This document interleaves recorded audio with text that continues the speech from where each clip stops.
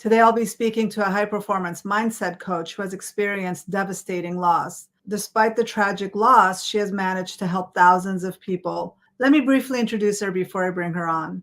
Judy Thureson has a genuine desire to see people live their most authentic life. She's a high-performance mindset coach, helps with subconscious reprogramming, and is a grief and trauma expert.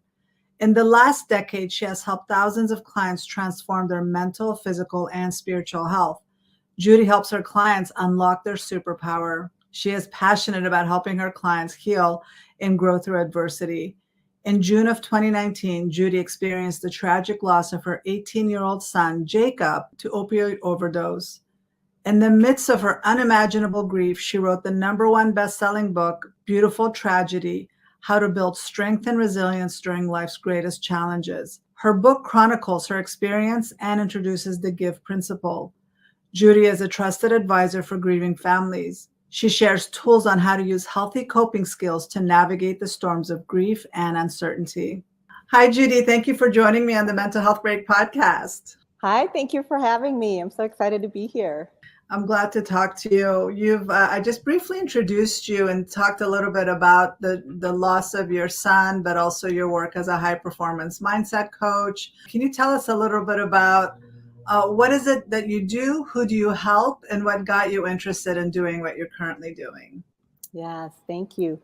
I kind of do a lot of things, but my favorite thing is to help people grow through adversity, grow through trauma, grief, loss, and not just to survive it, but to really thrive. And I do that because I am like the poster child of what is possible. Someone who's experienced such deep trauma my whole life, and to be able to not just live through it, but to use it as my purpose to help others with it. Like you mentioned, losing our son Jacob in 2019, obviously, as a parent, there's nothing worse than experiencing that loss. And so I am a trusted advisor to many families, grieving families, and helping them navigate through that very traumatic, tragic time. And I help a lot of entrepreneurs and leaders who, want to succeed, but then they get stuck, right? They hit that ceiling, they start self-sabotaging, they just all their limiting beliefs come up to, keep them from really succeeding and following their dreams and their goals. So those are my main specialties, are helping people break through those limiting beliefs and helping people navigate through deep, loss and grief. What little I know about you, you've gone through so much, so many experiences that you can honestly, each one could be a book in itself. And so the loss of your son being the most recent, probably, how do you think the experiences you've had in the past helped you get through that? I mean, like you said, losing a child at such a young age is the most horrible experience any parent can go through. But some parents end up being stuck and unable to move forward. How have you, having gone through everything else along with the loss of your son, how have you managed to move forward and actually thrive as an individual as opposed to being stuck in that grief? Yeah. So in my book, I actually talk about this, and I call it the reservoir of resilience. Is that when I actually experienced the loss of Jacob, I was able to go into my toolbox, right, to this reservoir of resilience, of remembering the things that I have survived in my life. And so no matter how big or small, when you remember and when you stack those experiences, you're able to really see just how strong you are. And you don't know how strong you are until you're faced with the experience, right? A lot of people can imagine like, oh, I know we have talked about this before, and I don't know if we're going to talk about it here, but I've actually escaped from 2 serial killers in my lifetime. And one when I was 15, one when I was 24. And I remember the first one just fighting him off and just being so resilient to survive, and, fought and kicked and scratched my way out of that, of being abducted. And then the other experience at 24, I completely froze and was paralyzed in fear. And, I was not able to come out of that and escape that one until the police came to rescue us. So I say that to say you never know how you're going to respond. So a lot of people have this idea, if I get, held hostage or get abducted, I'm going to fight, or nothing's going to happen to me because I'm going to, be really strong. And to be honest, you have no idea what's going to happen when you're faced with that situation. And so for me, the question is, how did I go forward? Is I remembered all the things that I've survived. And I remember that whatever you survived in the past, you can survive this too. So whatever, for all your listeners out there, anyone watching this video, just a reminder that wherever you are right now, that you can survive this because you're still here, and all that matters is right now. A lot of us, we struggle because we're living in the past of the should have, would have, could have, and we want to rewrite the story. We want to get in the why spiral. Why is this happening to me? What did I deserve to have this happen to me, right? And those things will not produce anything. Or we're living in the future of, oh my gosh, what if, right? And then we create the story in the future that hasn't happened yet, but yet it's creating all this anxiety in us, all these stories of things in the future that haven't happened. And so for me, what really helped me, even in the hospital with my son, Jacob, he was in the ICU for 2 weeks in a coma. I practiced with the present moment awareness. The practice of present moment awareness is so powerful because in the present moment, there is no suffering.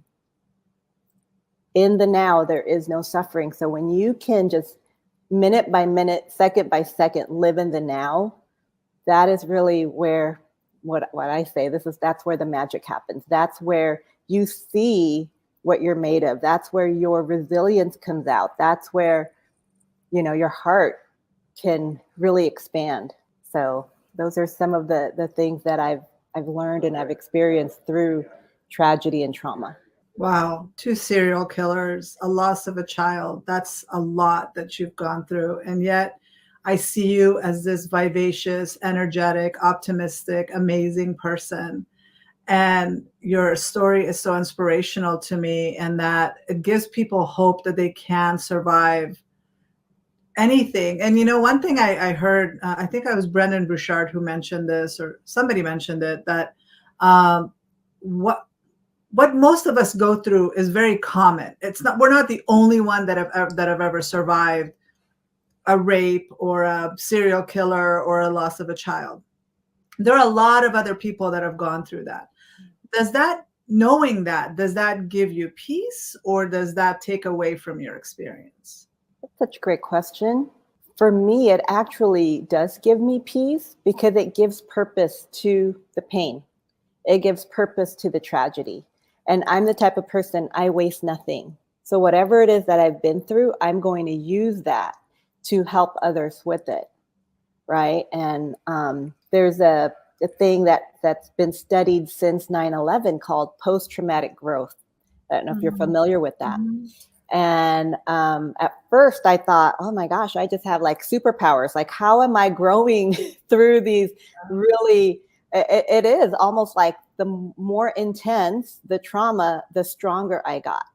And that's not a challenge universe. I'm okay. Like, I don't need any more challenges. But there was this phenomenon that I would start to really just get so strong after challenge, almost like a defiance, like a rebellion that this is not going to, knock me out kind of a thing. And so as I'm studying post-traumatic growth, it's not something you're born with. It is a learned experience, it's a modeled experience, and it's a practice.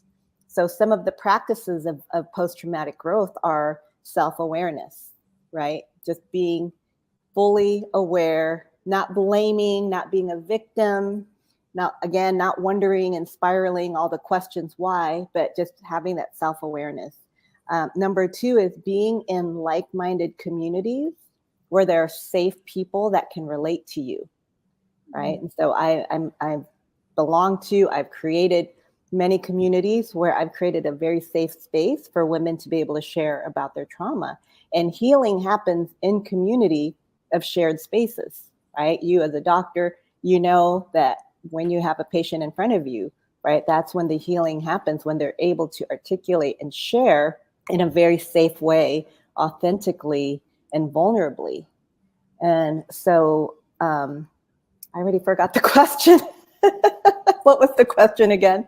You answered it, and that it gives you a sense of purpose, that everybody has gone through that. Now, nowadays, we're coddling our children a little too much because we don't want them to experience any trauma. And that's creating kids that don't have any resilience. They don't have a sense of that they can be okay. And a lot of people are so worried and so afraid of this word trauma because it's thrown around so much with social media, with everything. I mean, I've gone through many traumatic experiences in my life that, just like you, I don't waste. Every single experience I've gone through, I'm very grateful for it now because I am able to channel that and use it to help my patients and be able to relate to other people. But people are too afraid to have their kids have any experiences, any negative experience. Now, do you see a lot of that in the work that you do with the people that you help? Absolutely. Absolutely. And if I'm going to be completely honest and transparent, I think part of the reasons where Jacob really struggled, my son, is that I tried to keep him in a bubble. Because of course, my experience, I was, neglected. I was ran away from home at 15. I saw way too many things at such a young age that I wouldn't wish on anyone. So in return, when I had children, I homeschooled my kids, we went to church 3 times a week. Like I did all the things to try to protect them. Right. And so when you think about that, you're absolutely right. It did not build the resilience in him. And so Jacob was a music artist. He was a hip hop artist. He got signed to a major record label, was living in Hollywood. And in hindsight, now I see like I didn't really prepare him for the real world.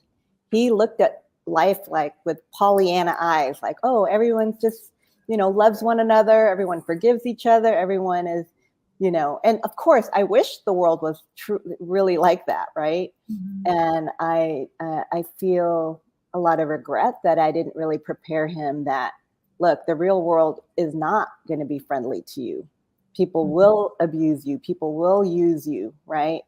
So of course, in hindsight, now I see that really did not help him going into being on his own. And on the flip side, I had a lot of mother wounds and a lot of issues that I had with my mom growing up, and part of it was feeling neglected and feeling like she wasn't there for me. Well, now as an adult, I look at the way that she brought me up with so much gratitude. Because her allowing me to really just let me go, that's what helped me to build that resilience, that grit, that tenacity. That's why I can escape from 2 serial killers and live to tell about it, right? Like, I don't know. I couldn't imagine how I would have responded to that if I was coddled, if I was enabled, if I was just this spoiled, child where my parents never let anything happen to me. By the time those experiences happened, I had already been on my own. I, again, ran away from home. I ended up even hanging out in Skid Row in LA. If you know where that is, it's like where the worst of the worst people, are. Homelessness, drugs, violence. For a 15-year-old to be in a situation like that will make you grow up real quick. Right? Yeah.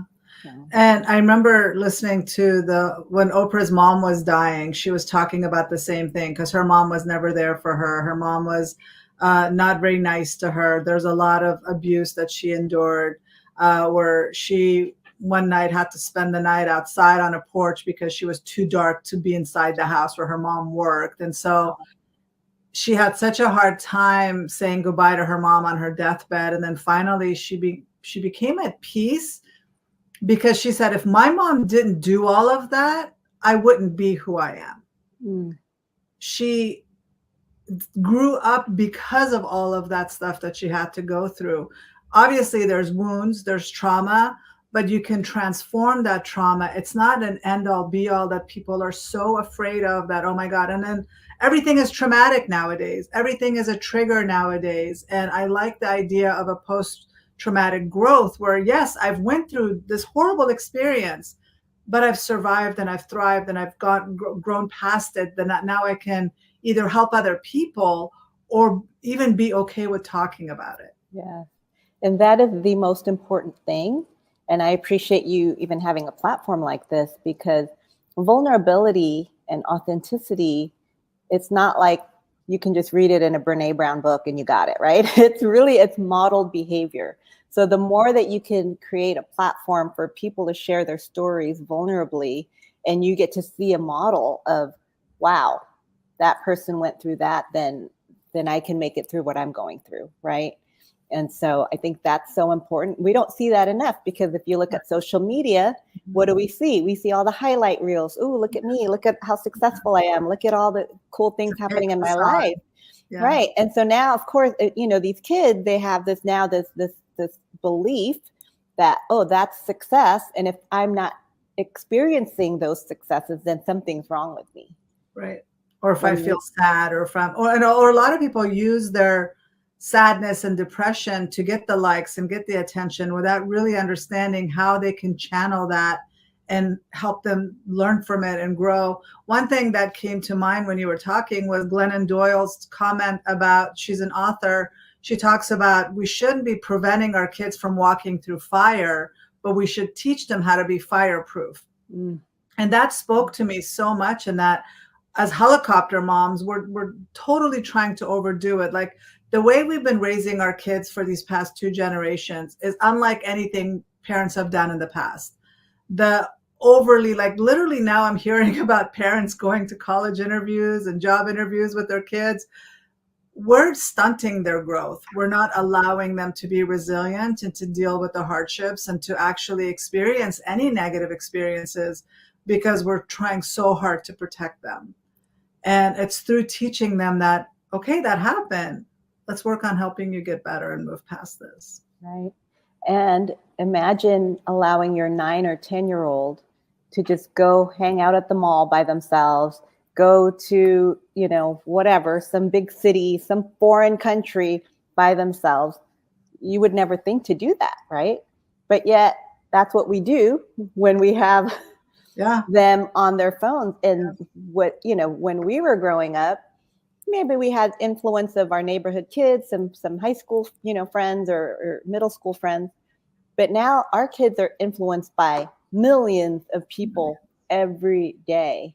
And so the parent who should be the main influence in the children's lives, we're just one of a million now, right? And so that's a whole other subject of how do we help our kids navigate social media and technology and all the things. And when you look at the statistics today, especially the young men, the suicide rate is unprecedented. It's the highest it's ever been.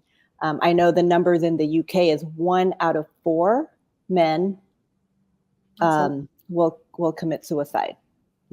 From ages 18 to like 40, something like that.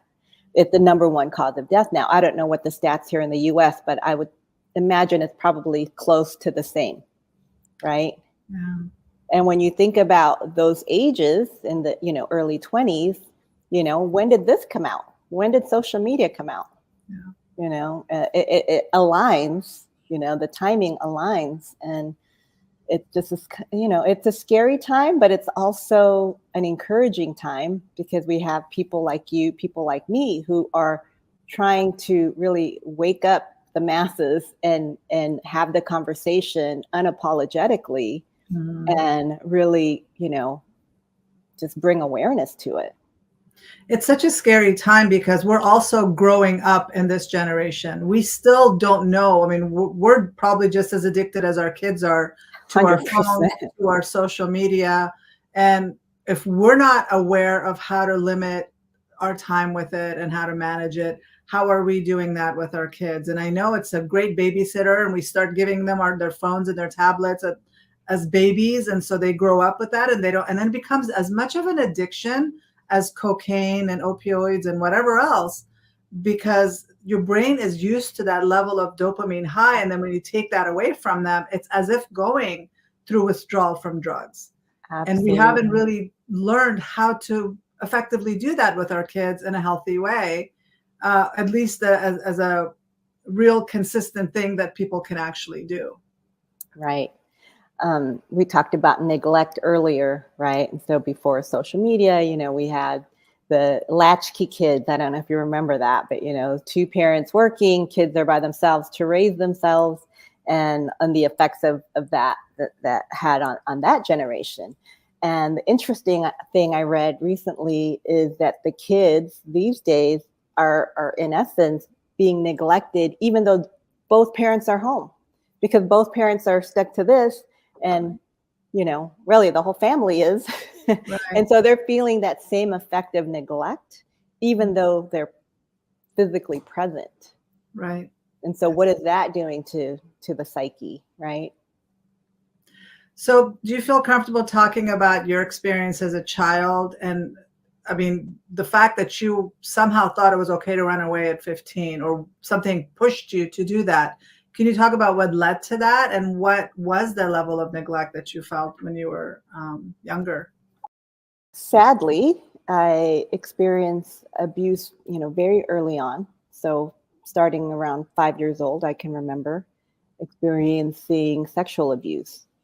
And so at 5, you don't know anything. And all I know is that I was told not to say anything. And so for many, many years, there was this deep secret that I held in, again, not knowing what was right or wrong, but innately, I think as a human being, you just know that there's something that's not right about this.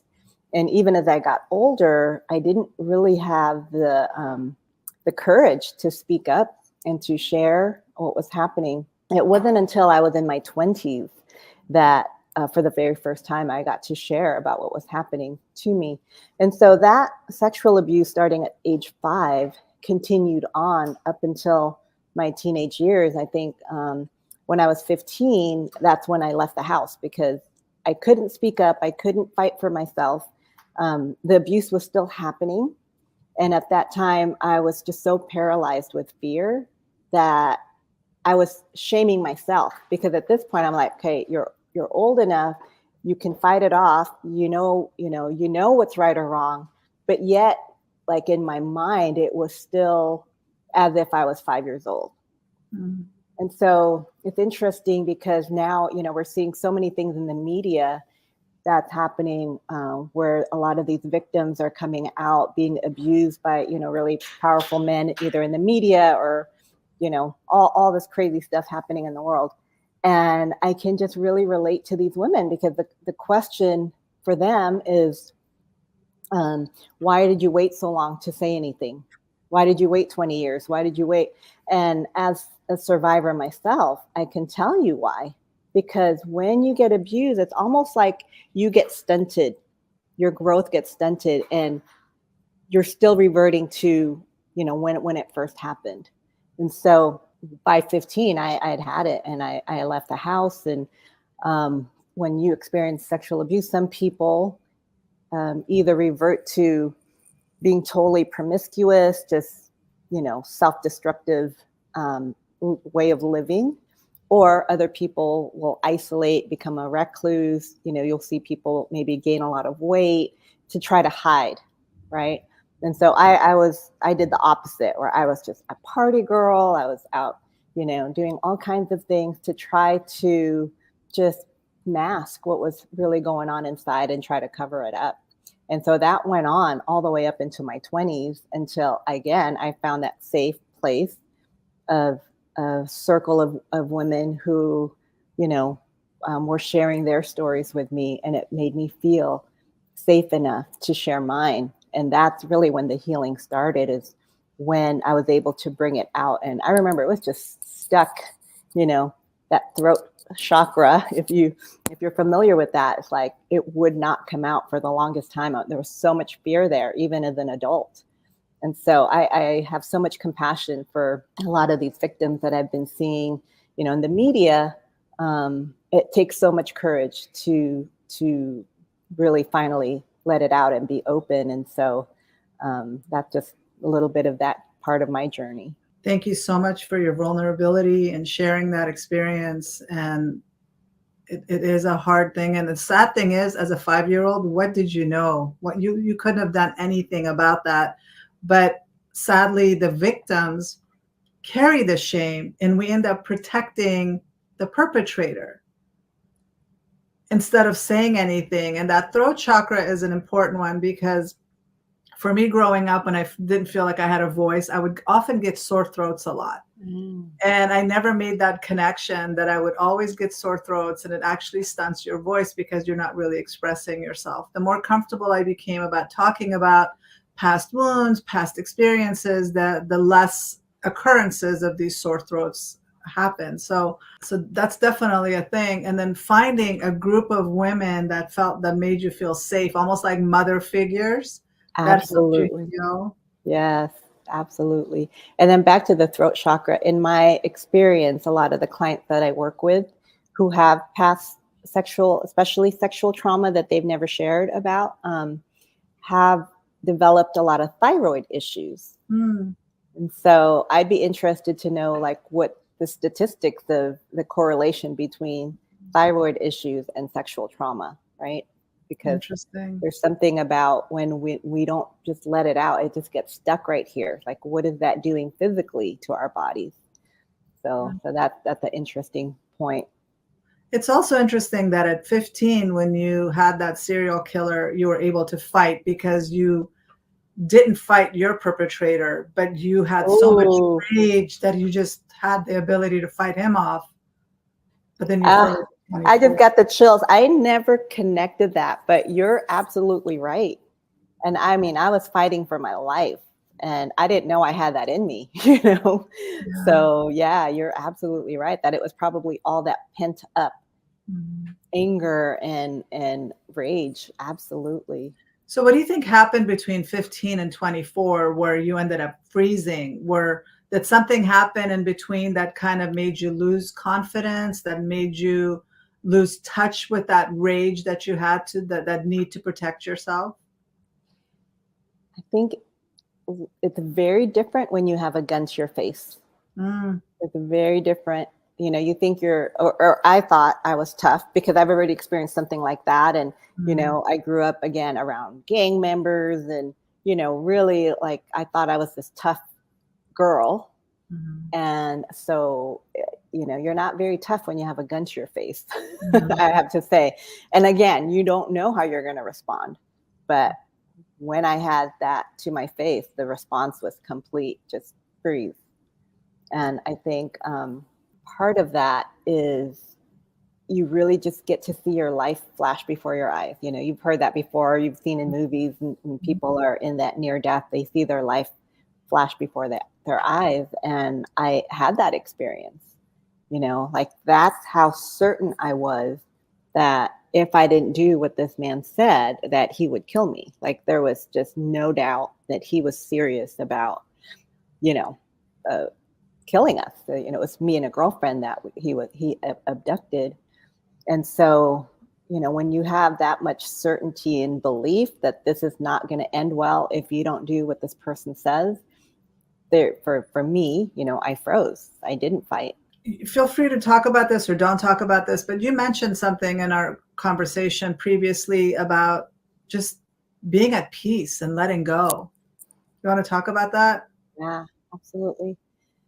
So, at 24, I had become a Christian. I was, very involved in my church. I had this beautiful relationship with God, and I really felt like I was special and protected, and nothing bad was going to happen to me because I had developed this new found religion, this new relationship with God.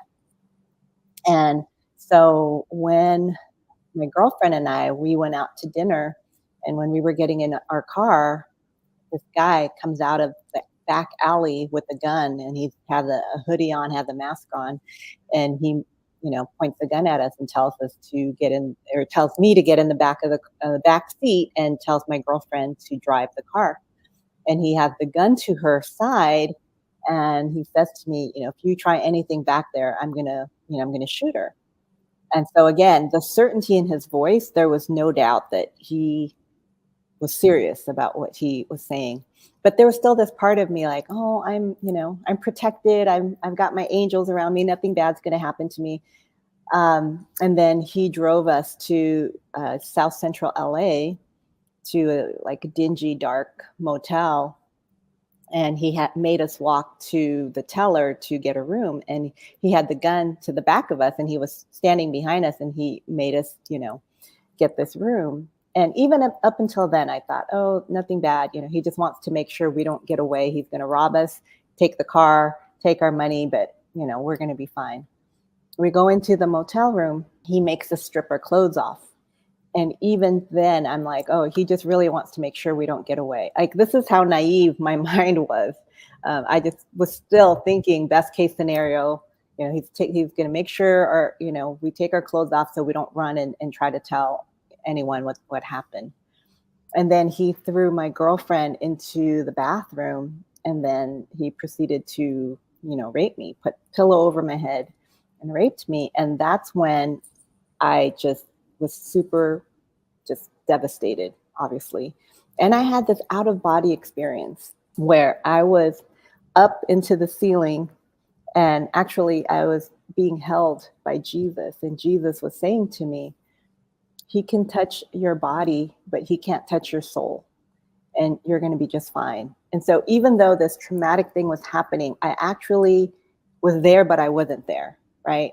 And I didn't know what this phenomenon was. And the more that I studied about it later on, I saw that it is a real thing that happens when people are experiencing trauma, where they completely disassociate from their bodies as a defense mechanism, as a protection. And so after he was done, I was convinced he was going to kill me, chop me up into little pieces. Nobody will ever find me again, right? Because all the movies that I watched, I was convinced that's what was going to happen. But then he threw me into the bathroom, and then ended up raping my girlfriend, who was there. So when I was in the bathroom, I remember just laying on the cold tile floor, curled up in a fetal position, and just devastated. Like, how can this happen? What am I going to do now? And just feeling so helpless. And at that moment is when my life flashed before me, and I was able to see, everything that I've ever done, all the people that I've ever wronged. And I started making amends right then and there. And I said, God, if today's my day, if I'm ready to meet you, then I want to die faithful. I want to die, completely resolved and pure and ready to go and meet my maker. And as soon as I said that, I was standing straight up in the shower, and I was resolute, and I was literally ready to die. Like, I had so much peace. I was like, okay, if this is my last day, I'm going to die faithful. I'm going to die fighting, and it's going to be just fine. And as soon as I said that, there was a knock on the door, and it was the police. And it felt like an eternity, but they were probably out there for 60 seconds, enough time for me to put my clothes on, run out there. And this is the first time that I saw the perpetrator's face without the mask. And he's crying, and he's saying, I don't know what came over me. Please forgive me. And he gives the gun to my girlfriend. And I actually was carrying a Bible in my jacket, and I take the Bible out, and I go to him, and I give him the Bible, and I say, I forgive you, and God forgives you. And that then the police come, they handcuff everybody because they don't know who's in there. And they put us all in separate patrol cars. As soon as I got in the back of the patrol car, that's when I just broke down, because I realized, oh, wow, we're safe. We're going to be okay. And ended up being in 2 years of trials, to put this perpetrator away. And what we found out is that there were 33 other victims that came forward to testify against him. So he was a serial rapist.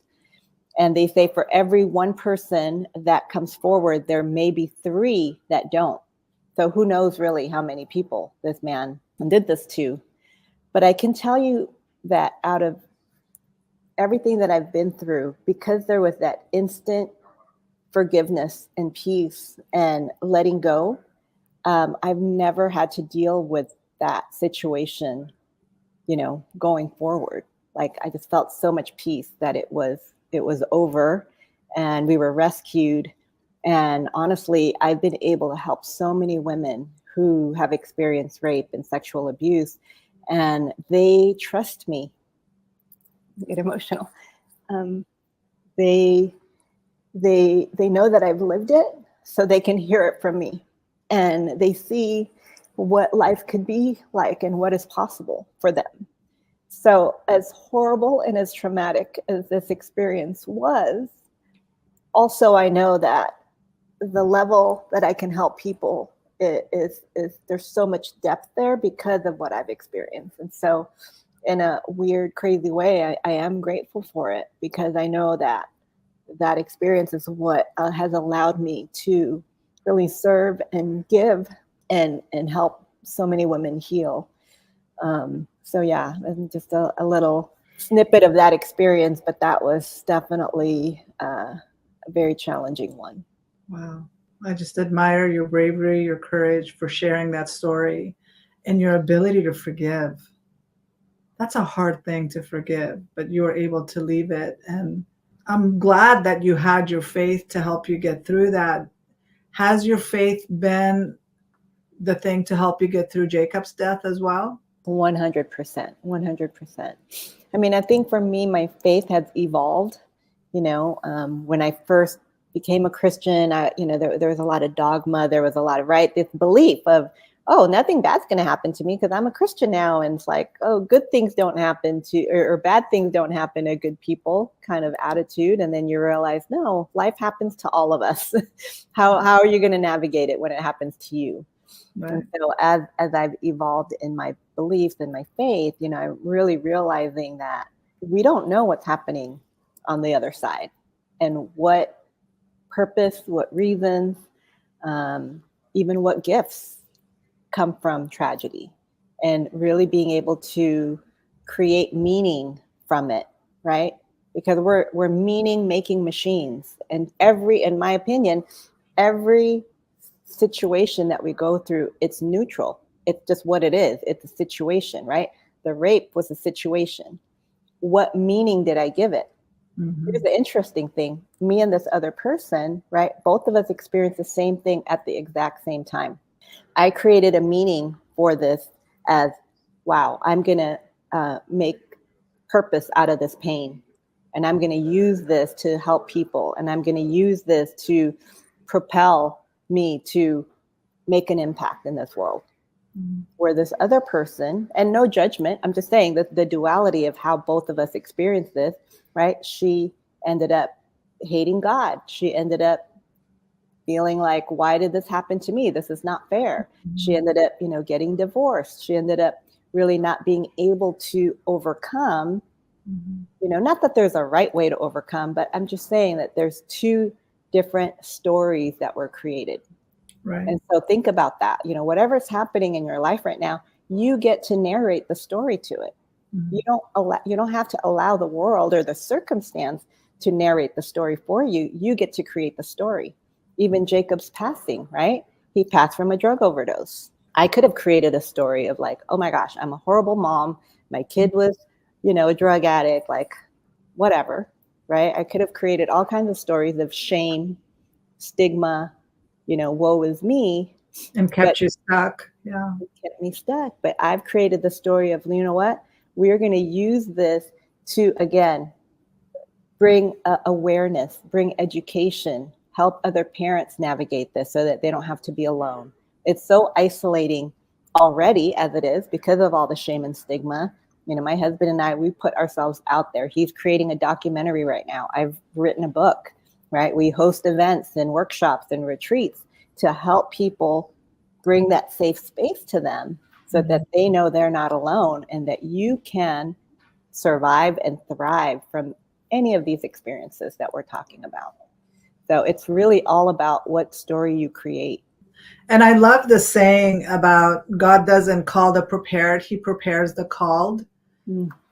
And if you think about the religious figures in we're different religions, but we have common prophets and historical figures in common, and that all of them went through so much hardship. Yeah. These are God's beloved, these are God's messengers, God's prophets, and yet they're going through such hardship. So it's not just I'm religious, therefore nothing bad's ever going to happen to me. Sometimes the bad things that happen to us, we don't know what the purpose of that is, or what direction that's supposed to take us, and what opportunities are meant to come our way as a result of it. Yeah, absolutely. That's such a great point, because it kind of goes back to what we were talking about earlier, right?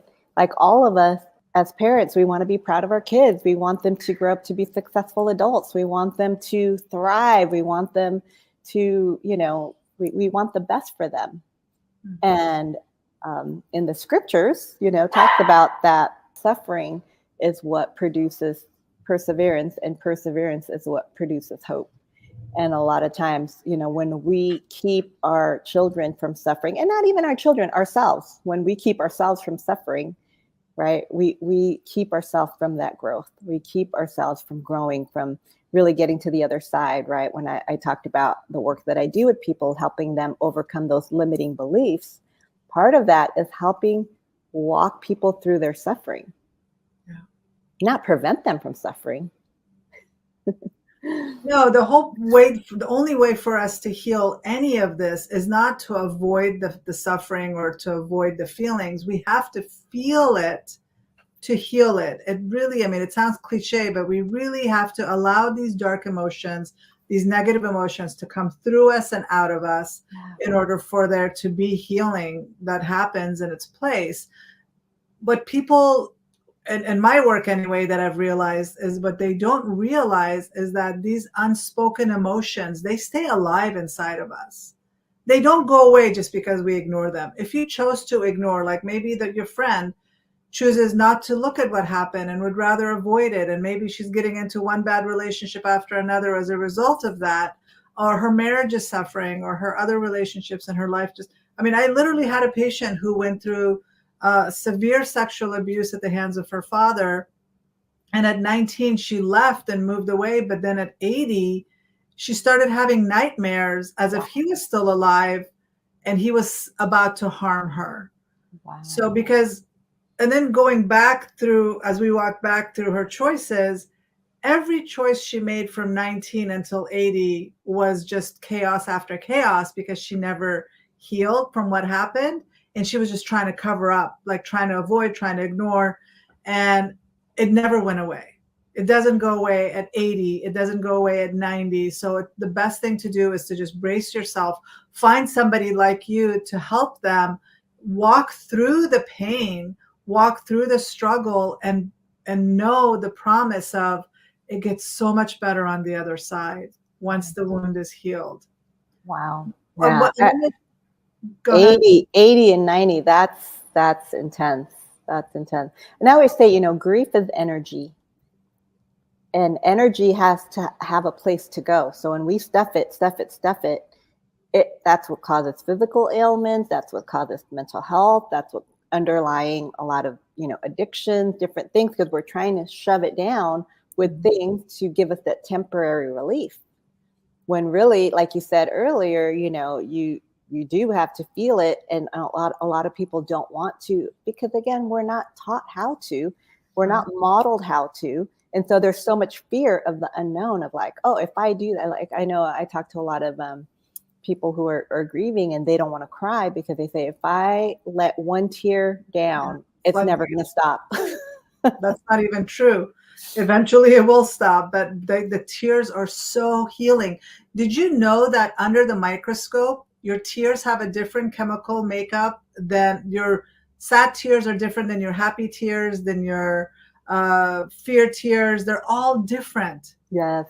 Yes. That is such a miracle to me that and then when we're releasing those tears, it is so healthy for us. Yes. There was a point in my life in my early 20s when I just became like, I did stuff. I didn't know how to deal with anything. I didn't know anything about mental health. I didn't know anything about psychology or, like I was studying psychology as a student, but I didn't really know anything about therapy or any like processing the stuff in a healthy way. So I just stuffed a lot of my feelings and I became so numb.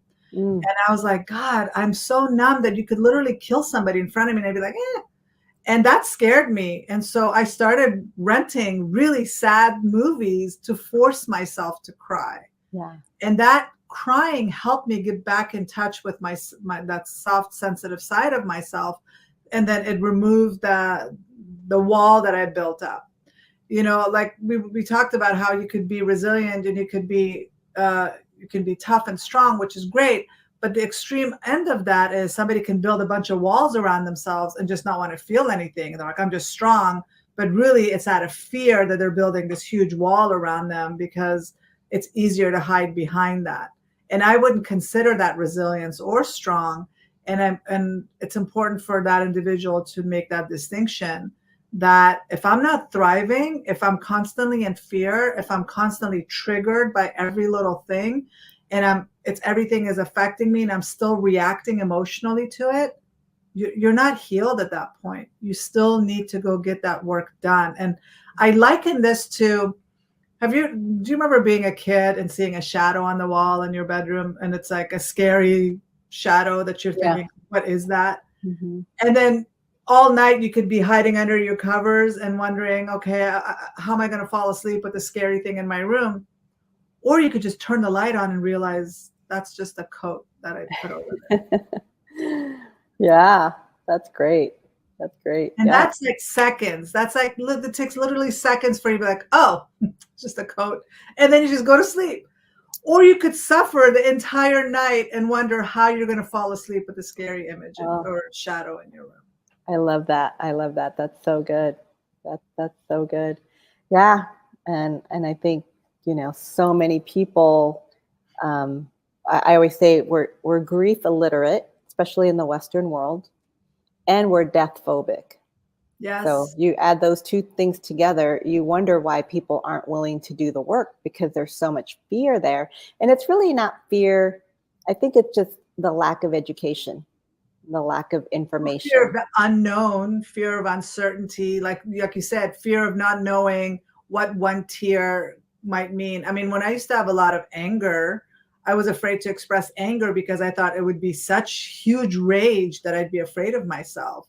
Mm-hmm. And then the more I started journaling and writing, and I was like, okay, I'm not a threat at all. I'm not that scary. But in my mind, I made that to be so much bigger than it was. And we do the same thing with our traumas, with our depression, with our anxiety. We make it so much bigger than it actually is. But when we actually confront it and talk about it and write about it, it's like, okay, it's not as big as I thought. I'm way bigger than it. Yeah. So good. Wow. Well, this is a really great conversation. I mean, I admire you so much for having the courage to share so much and be so vulnerable and talk about your experiences. I hope that it helps people that are going through this, that there's definitely hope, regardless of what you've gone through.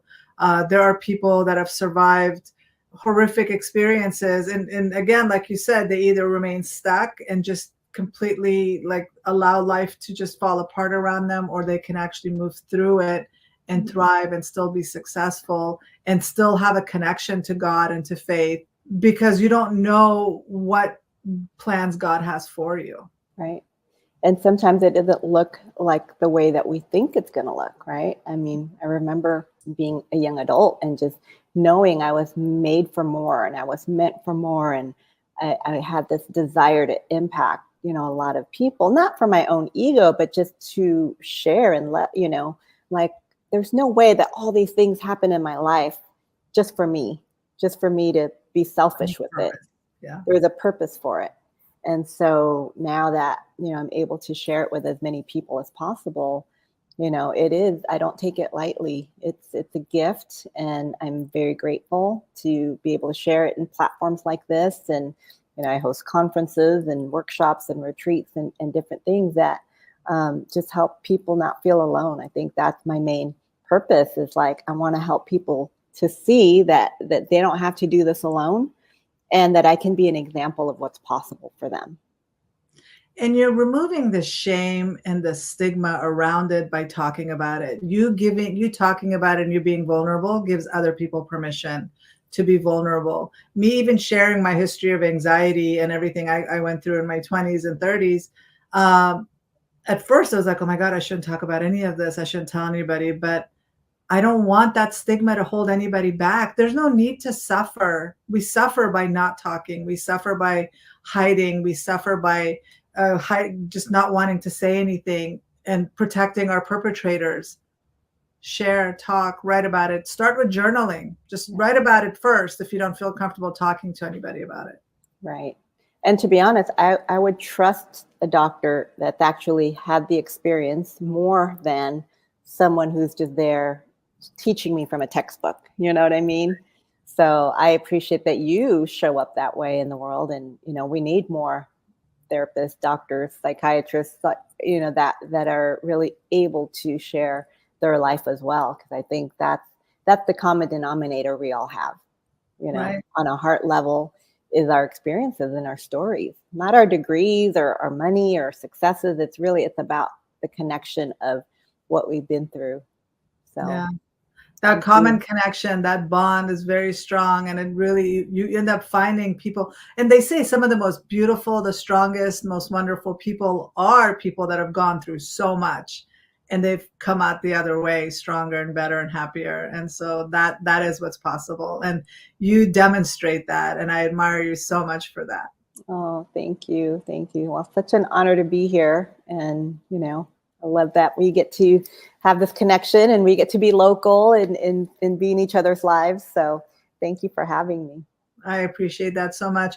Can you tell everybody how people can find you and work with you, especially if they have the experiences that they want to work with you and help overcome it? How can they find you? How can they reach you? Probably the easiest is just going onto my website, judythureson.com.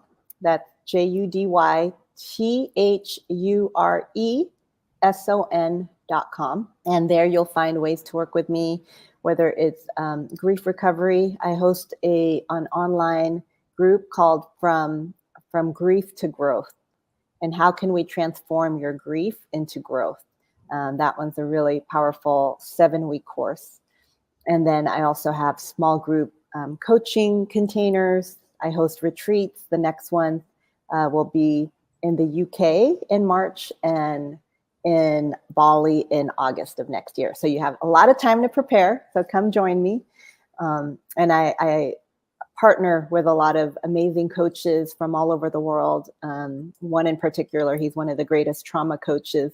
And so we do a 6-day retreat called Elevate Retreat. And we help really just help women transform their lives in 6 days. And it's such a powerful experience. So we invite you to that as well. And social media, I'm a resource.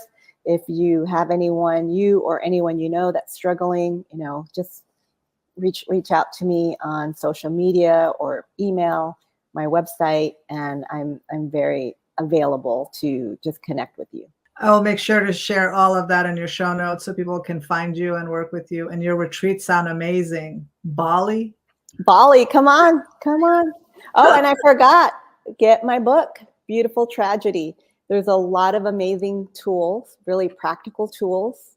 I wrote it for grieving parents, and it's easy read that they can turn around and give it to their 15-year-old kid, and that they can also read it and glean from it with really practical tools for the family. Grief, especially when you have someone struggling with addiction, it's almost harder to grieve someone while they're still alive. Right? Because the person that you thought they were, they're no longer. And so you have to learn how to navigate that. And so I talk a lot about that in my book as well. So that's which I'm assuming is available on Amazon. It is, yes. Yeah. Beautiful Tragedy. I will definitely link that as well. Well, Okay. Judy, thank you so much for having this conversation with me. It was such a joy to talk to you. So good. Thank you so much for having me. That was such a powerful discussion and conversation with Judy. She talked about so many different things about being vulnerable, but the most important thing that the message that I want us to walk away from this conversation is to not suffer needlessly by stuffing your emotions and avoiding the tough feelings that are coming up for you, or avoiding the past experiences that were not necessarily pleasant. Uh, Face it, talk about it, write about it. Just don't stuff it. Whenever we stuff our emotions deep inside of us, it actually stays alive and is energetically alive. And when I say alive, I mean it still has a charge to it. It still has an energy to it, where we're getting weepy and uncontrollable times. We're feeling angry and reactive to things because we're sitting on all of this energy inside of us that's not processed. So the more you can start thinking about some of these difficult experiences, or difficult uh, traumatic experiences, or thoughts, or emotions that you're dealing with, talk about it, journal about it, get it out of you, so that it no longer has control over you. And the more you do that, the freer you're going to feel, the stronger you're going to feel, the more resilient you're going to feel. And you're not going to be held back by these unprocessed emotions. If they're too strong and too overwhelming for you, please seek the help of a trained mental health professional to help you and guide you through this, so that it's no longer being a burden in your life, so that it can give you the freedom to move forward and not be held back by these negative memories and negative thoughts. It's definitely possible to move beyond trauma and move beyond grief and actually thrive beyond these negative experiences like Judy has.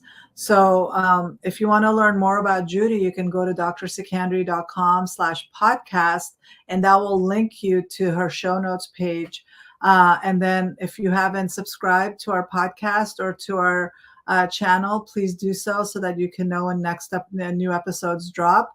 And stay in touch with us. And please share your comments with us about what you gained from this interview, from this presentation, and reach out to Judy if you need help. Okay, until next time, take care.